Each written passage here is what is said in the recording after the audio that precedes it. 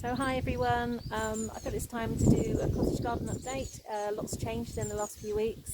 The allium are now finishing, lots of other things coming through. It's a bit blustery today, but I'll just quickly take you around and let you see what's happening. Looking back at the pond area, again this was just an area that had some fatsia and nothing, and I dug it out and made into a pond during lockdown. And this corner of the garden is quite a dark corner.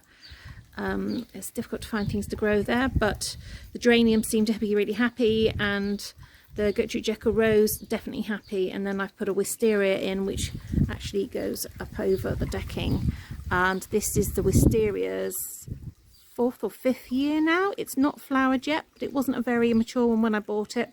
I've got one at the front of the house that I bought was quite a mature plant.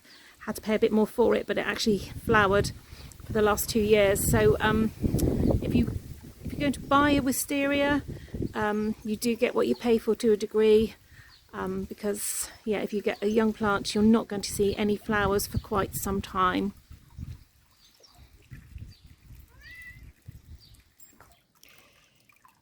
As you can see, the ferns have grown around the pond. I'm wondering if they're a wee bit too big now, but I'm not sure. As you can see, Willoughby has been drinking water from the pond. I've managed to plant a little water lily this year. It's one that I picked up from some allotments actually that were being bulldozed for building site, and somebody had a nature pond there and there was water lily in there, so I pulled it out and brought it home, rescued it. No idea what colour it's going to be, or even if it'll flower, but it's got lots of leaves and it seems really happy, and I've got a few tadpoles in there, so that'll be nice for them later on.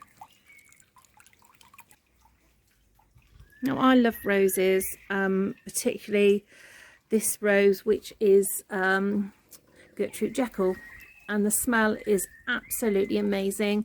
It's about its 3rd or 4th year now. Really established, and it's gone along and underneath the mirror there. Hi. And I'm going to show you now some of my geraniums, as last year I had a bit of a geranium thing going on, so I'm going to show you all the different ones very quickly. This is a really sweet one, and this is a Geranium Rosanna, and if you wonder what the snorting sound is, it's my Frenchie eating grass. Now, along with the Rosanna, this is my ultimate favourite, and it's just so delicate, and it looks like it's been painted by hand, and it's called Splish Splash, and it's just so beautiful. A really nice tall geranium, so it goes really well with the lupins, and it's just great. Like I say, it'll flower again and again, so that's the good thing about geraniums, I guess. Really, they're cheap to buy, they flower for a long time, and you can split them and share them with friends over the years when they get a little bit too big. This is a sweet little thing, although I don't remember the name of most of them, but this one is really delicate and I'm very pleased with it. And I have the small pink, which I've had for a few years. In fact, I've got quite a few of these dotted around the cottage garden. The nice thing about geraniums is they're pretty hardy, and at the end of the year I will be splitting some of them that have got quite big, as my space is limited, and I will be passing them on to family and friends. And this is a dear little one. It's quite a small growing one, a low growing one, and I just love the leaves on this one because they're really, really pretty. And then this purple one, which again is really common. I've got a few dotted around the garden, but they just give such a lovely show of colour. And the thing with geraniums is they just go on and on. They flower and flower all the way through the summer, so they're always giving you a really, really lovely show of colour. So you can see that the lupins are out now. In fact, one's almost finishing, and I will be collecting some seed from that this year. This is actually lupins that I bought from Wilko's, and they were really, really reasonable. I actually put them in last year, so this is their 2nd year, and wow, they've really spread, so I'm really pleased about that.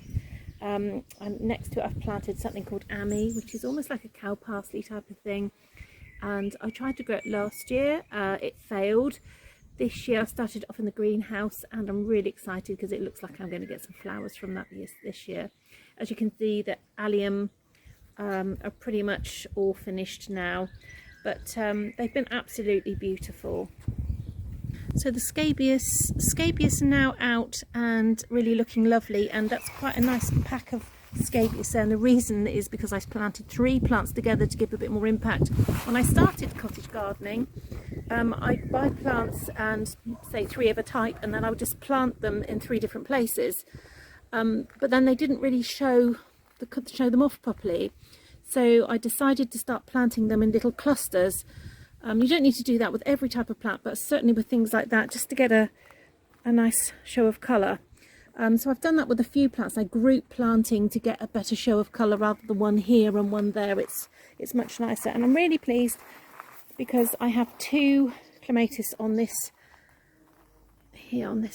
trellis, and one usually stops flowering and the next one should start flowering, because I tried to buy ones that so I'd have some colour there all the time, but actually they're both flowering at the moment at the same time, which is rather lovely. So as you can see, all in all, it's really starting to mature. I'm going to start pulling some of the allium that have died now, and it just gives other things a chance to come through. But generally things are looking good. There's lots of lovely foxgloves. The whole place is absolutely humming with honeybees, which is fabulous.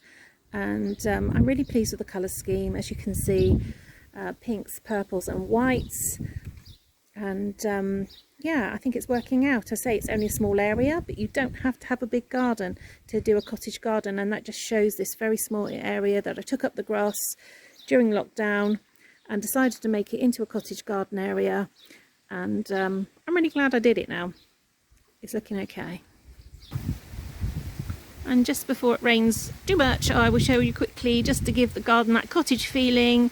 I planted 2 roses around the kitchen window, and this year they've almost met, which is great, but next year they will definitely be all the way around.